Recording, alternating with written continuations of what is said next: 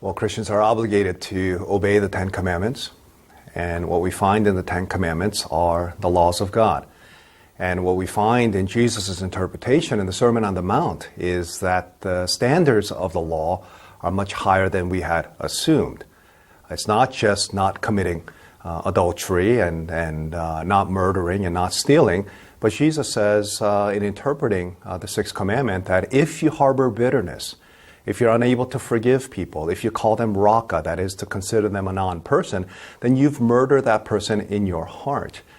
He also says that if you lust in your heart, not merely engaging in the act of adultery, but if you lust in your heart, then you're breaking the Seventh Commandment. And if you're being greedy or if you're materialistic and you're not radically generous. So Jesus raises the awareness of the commandments to the highest level.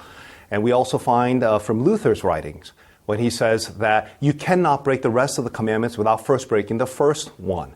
And that is that you are looking at other things as your ultimate value and your God, besides God himself. And he also said that when there is a negative prohibition in the Ten Commandments, that a positive implication is assumed, therefore, that if you it says that you ought not to murder, it also means that you ought to radically love others, even neighbors and enemies.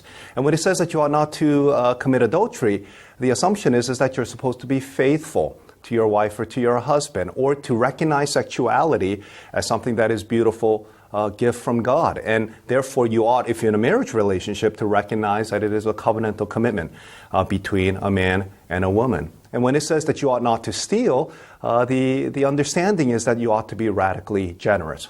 So this is the responsibility that a Christian has in responding to the Ten Commandments. But the problem here is that we're unable to obey them perfectly. So how are we going to resolve that tension?